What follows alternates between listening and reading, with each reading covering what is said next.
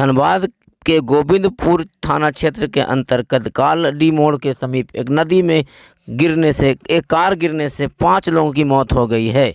बताया जाता है कि तेज रफ्तार कार कालडी के पास नदी में गिर गई, जिससे 5 लोगों की मौत हो गई, जिसमें 2 महिला, 2 पुरुष और 1 बच्चा शामिल है।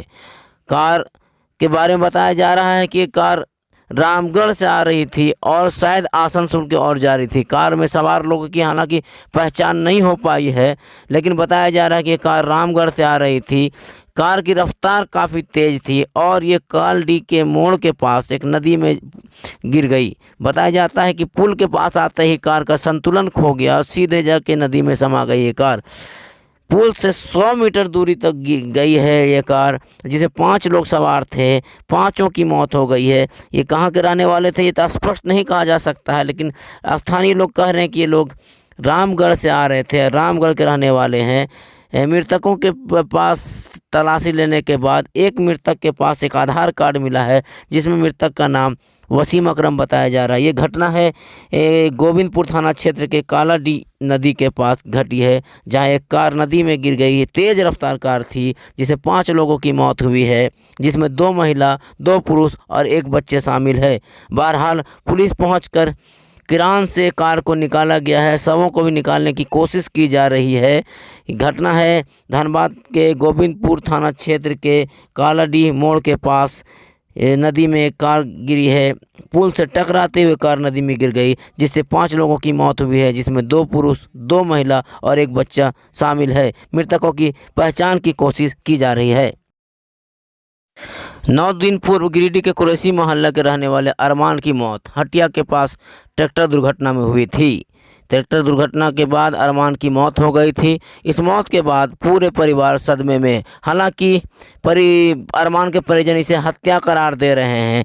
इसी बीच माले की एक टीम राजेश सिन्हा के नेतृत्व में अरमान की मां से मिलने पहुंचा, जहां अरमान की मां एवं स्थानीय लोगों ने बताया कि ट्रैक्टर वालों ने अरमान की हत्या की है। हत्या के कारणों का भी पता नहीं चल पाया, लेकिन परिजनों और गांव मोहल्ले वालों का आरोप है कि अरमान की मौत सड़क दुर्घटना में नहीं बल्कि हत्या में हुई है और पुलिस जांच में लापरवाही कर रही है।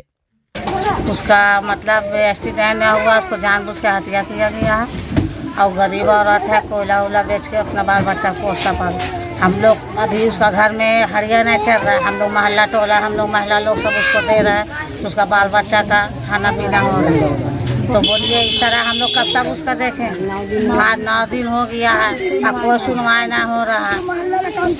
तो उसका मोहल्ला वाला सब कुछ कर रहा है। तो उसका 4 बेटी कुमारी है, जवान है, छोटा छोटा बहुत गुर्बती में भी जी रही है। सभी को सहारा होना चाहिए।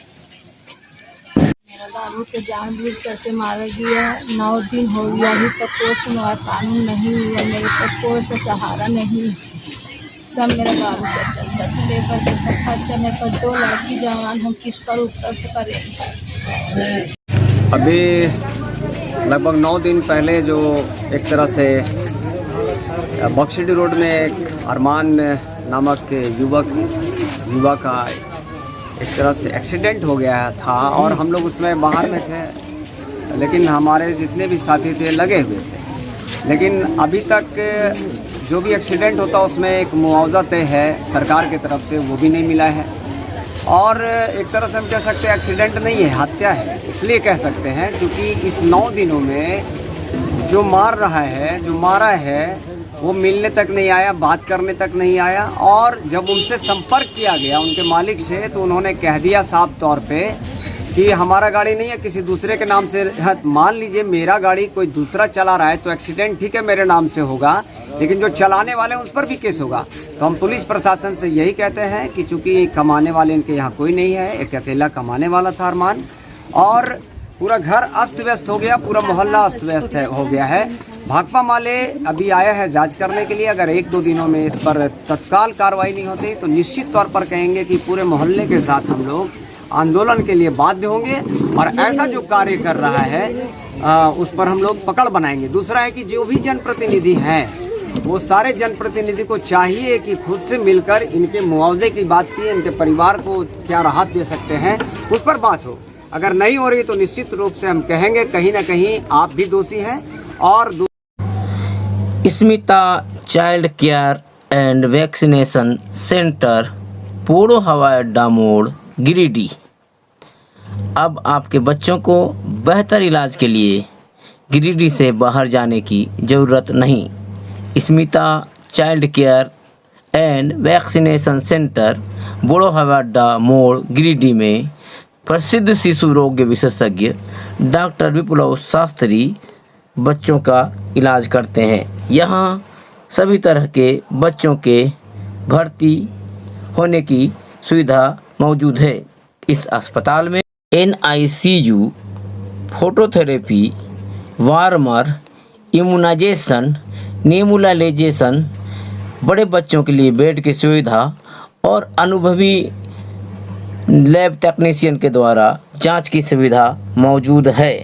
तो अब आपके बच्चों को बेहतर इलाज के लिए बाहर ले जाने की ज़रूरत नहीं, बल्कि Smita child care and vaccination centre, Podo हवाई अड्डा मोड़, गिरिडीह में अपने बच्चों का बेहतर इलाज करावें और सभी सुविधाओं का लाभ लें।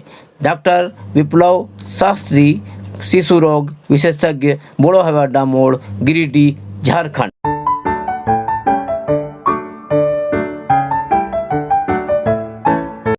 रिकॉर्ड रूम से खतियान की और रजिस्टर 2 की कॉपी की मांग को लेकर आंदोलन कर रहे किसानों का आंदोलन लगातार जारी है। ये किसान लगातार जिले के अलग अलग विधायकों के आवास में धरना दे रहे हैं। इसी कड़ी में माले के कार्यालय में किसानों ने धरना देकर रिकॉर्ड रूम से खतियान और रजिस्टर 2 की कॉपी देने की मांग की। कहा, भ्रष्टाचार रोकने के लिए विधायकों को आगे आना चाहिए।